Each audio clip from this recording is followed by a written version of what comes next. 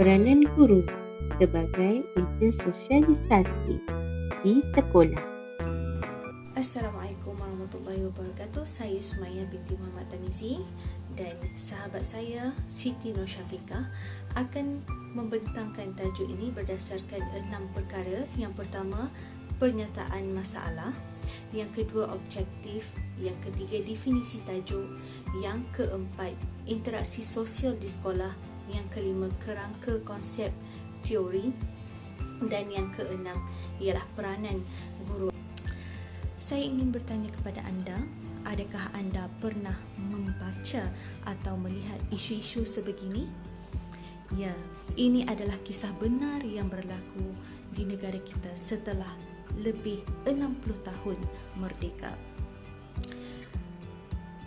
Ya, semestinya kita tidak mahu sekolah menjadi medan perpecahan, yang sepatutnya sekolah menjadi tempat pengintegrasian ataupun medan untuk kita berpadu. Proses pemupukan semangat perpaduan seharusnya bermula dari peringkat awal lagi, iaitu bermula di alam persekolahan. Justeru, mari kita lihat apakah peranan guru sebagai ejen sosialisasi di sekolah. Baiklah, terdapat 3 objektif yang akan dicapai dalam pembentangan ini. Yang pertama, memahami maksud ataupun definisi peranan guru, ejen sosialisasi dan juga sekolah. Yang kedua, memahami interaksi sosial yang berlaku di sekolah. Dan yang ketiga, memahami ataupun mengkaji apakah peranan guru sebagai ejen sosialisasi di sekolah.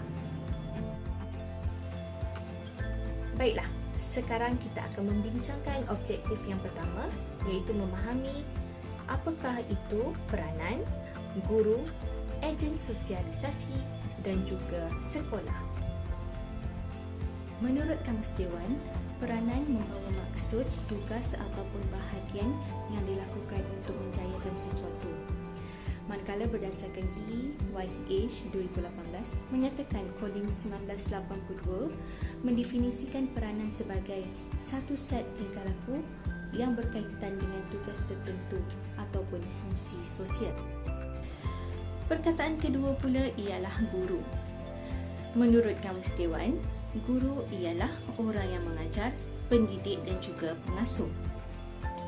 Guru merupakan individu yang diberikan mandat untuk mengajar dan mendidik murid demi menghasilkan murid yang seimbang dan harmonis dari segi intelek, rohani, emosi dan jasmani. Guru juga merupakan individu yang penting dalam menyediakan persekitaran atau ruang yang sesuai untuk interaksi dalam kalangan murid. Malah, tingkah laku guru ini mempengaruhi tingkah laku murid. Ketiga ialah ejen sosialisasi. Menurut Kamus Dewan, ejen ialah apa-apa cara dan sebagainya yang menyebabkan sesuatu itu berlaku atau terjadi.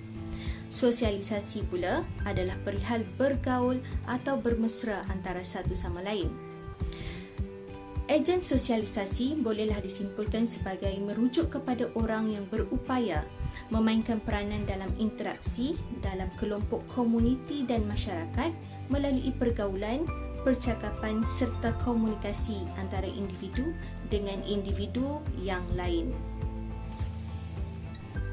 Dan sekolah, menurut Kamus Dewan, sekolah adalah tempat untuk belajar dan mengajar dan juga tempat untuk menerima dan memberi ilmu.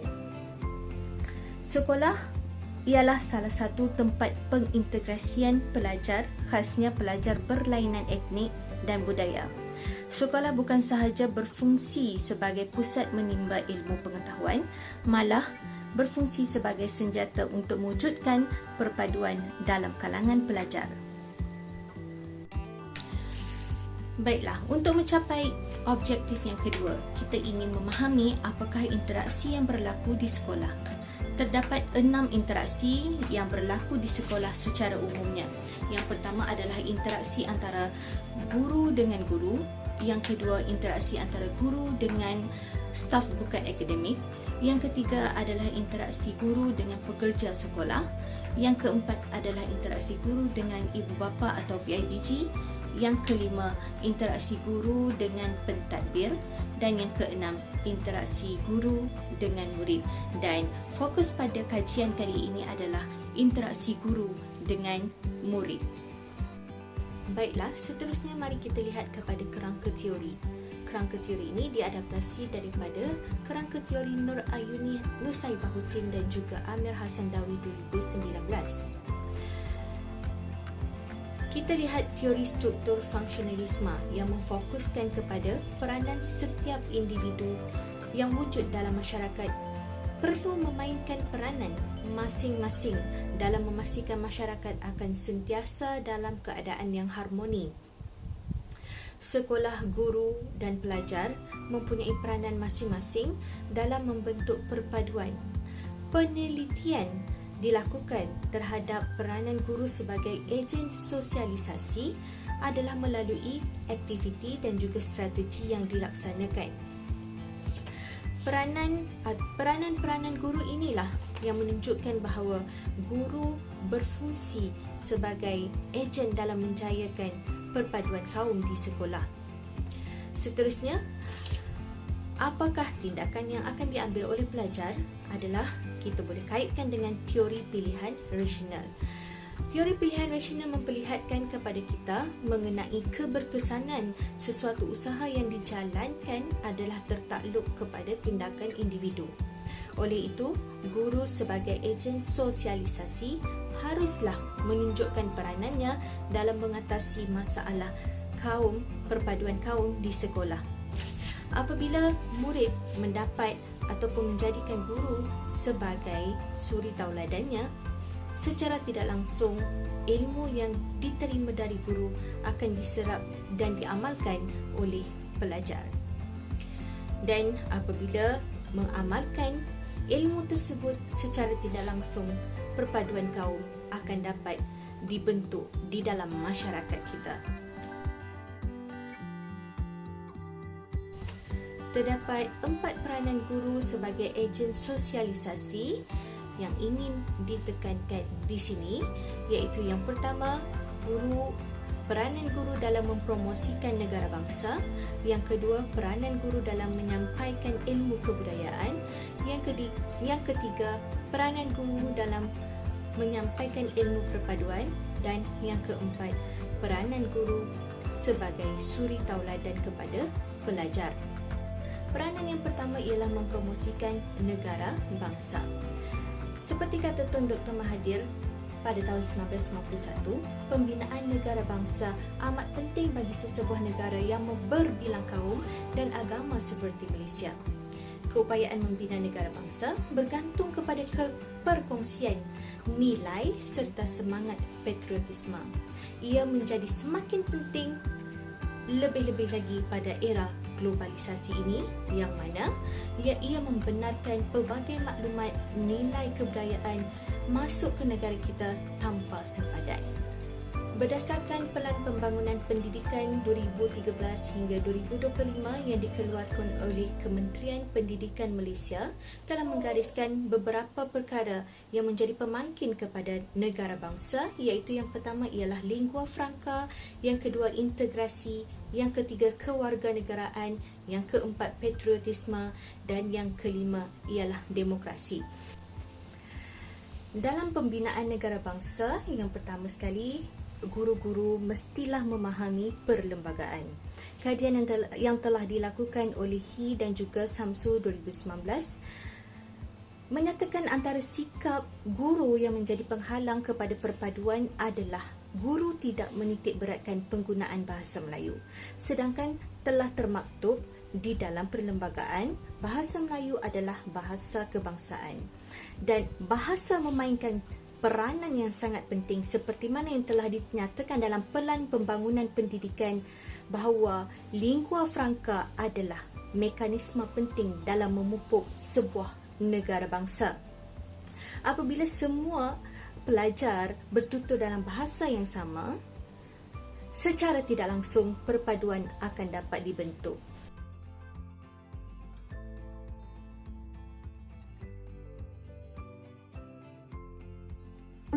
Jadi cikgu memang minat saya dari dulu. Selamat pagi semua. Sebab saya dapat jumpa dengan macam-macam jenis perangai. Saya Kak Wita. Tapi Ada yang peramah, saya Aishwarya. ada yang suka melawak, Semua orang panggil saya Tazil. dan ada yang tak pasti jika mereka akan diterima. Budak seorang ni selalu jauhkan diri. Walaupun dengan saya, cikgu dia. Soalan macam ni pun silap juga. Pelajar ni memang lemah dalam bahasa Malaysia. Susahlah. Tapi saya nampak dia ada potensi. Jadi, selagi saya mengajar di sini, saya bertekad untuk membantu dia.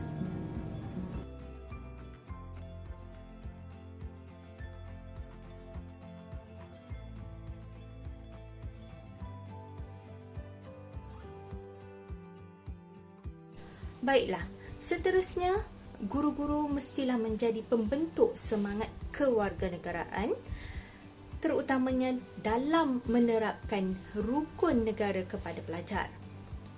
Ilmu kenegaraan mampu melahirkan warga negara yang beretika tinggi dan juga dapat hidup bersama-sama dengan kaum lain dalam semangat perpaduan yang tinggi. Melalui pendidikan bahasa Melayu dan juga mata pelajaran sejarah. Mata pelajaran bahasa Melayu dan sejarah mengandungi elemen yang utama dalam membina warga negara yang bersatu padu dan cintakan negara. Peranan guru yang kedua sebagai penyampai ilmu kebudayaan. Ajaran Islam seiringan dengan konsep kepelbagaian budaya. Hal ini kerana di dalam Islam menyarankan tentang pentingnya menghormati dan menghargai perbezaan di kalangan manusia. Allah Subhanahu Wa Taala mencipta manusia berbagai kaum dan bangsa bukanlah untuk berbalah. Sebaliknya adalah untuk kenal mengenal antara satu sama lain. Sebagaimana disebut dalam surah Asy-Syu'ara, surah Al-Hadid dan juga surah Al-A'raf. Di dalam surah Asy-Syu'ara ayat 38, surah Al-Hadid ayat 25 dan surah Al-A'raf ayat 181 dapat dirumuskan bahawa setiap manusia mempunyai hak untuk mendapatkan keadilan sama ada dari segi ucapan atau perkataan, sikap maupun perbuatan. Kefahaman mengenai budaya etnik lain adalah sangat penting dan kefahaman ini boleh membantu untuk mengekalkan kestabilan dalam masyarakat. Guru perlulah menguasai ilmu tentang kepelbagaian kebudayaan supaya guru boleh menyampaikan maklumat yang tepat tentang sesuatu budaya. Antara pendekatan yang boleh dilakukan adalah pendekatan di dalam PNP, iaitu aktiviti dialog antara budaya di dalam kelas. Dialog antara budaya merupakan interaksi yang berlaku antara dua pengamal budaya yang berbeza. Kepelbagaian kaum, etnik dan sub-etnik di Malaysia menjadikan dialog antara budaya sebagai medium integrasi dan perpaduan yang penting. Sebagai contoh, jika di dalam sebuah kelas adanya pelajar Cina, Melayu dan India, pelajar India mungkin boleh menceritakan mengapa mereka tidak boleh memakan daging. Pelajar Cina mungkin boleh menceritakan tentang budaya mengapa mereka memakai warna merah. Dan pelajar Melayu mungkin boleh menceritakan budaya mengapa mereka makan menggunakan tangan. Dan banyak lagi contoh-contoh lain yang boleh dilaksanakan di dalam bilik darjah. Apabila persefahaman dapat dicapai, tiada lagi prejudis antara satu sama lain. Guru sebagai penyampai ilmu perpaduan mesti menghubungkan kepentingan perpaduan kaum kepada pelajar di kelas melalui cara melibatkan semua pelajar pelbagai kaum dalam aktiviti pengajaran dan pembelajaran untuk menyemaikan sikap saling menghormati dan memahami kebudayaan kaum lain. Kaedah konvensional seperti memberikan nasihat dan dorongan kepada pelajar juga penting. Kata dorongan daripada guru memang sentiasa perlu diberikan oleh guru. Pembinaan bangsa yang bersatu padu hanya boleh dicapai jika pengetahuan tentang kepentingan perpaduan kaum disemai sebaiknya dalam jiwa pelajar. Apa kata mereka? Menurut Najimah 2011, jika guru ingin mendedahkan ilmu tentang masyarakat yang terdiri daripada pelbagai kaum kepada pelajar dengan lebih berkesan, guru perlu menyediakan bahan, maklumat dan alat bantuan mengajar visual yang bersesuaian. Oleh itu, peranan guru sebagai ejen penyampai ilmu kenegaraan akan lebih berkesan di sekolah jika guru menggunakan pelbagai kaedah untuk mencetuskan kesedaran pelajar tentang tanggungjawab mereka sebagai seorang warga negara dan kepentingan perpaduan dalam kalangan kaum. Guru suri tauladan terhadap pelajar. Seorang guru yang berakhlak mulia akan mudah mendidik pelajarnya supaya berkelakuan baik. Menurut Sofia, Kamaro dan Muhammad 2006. Selain itu, guru sebagai idola kepada pelajar perlu membimbing pelajar ke arah perpaduan. Guru juga mudah mempengaruhi minda dan tingkah laku pelajar.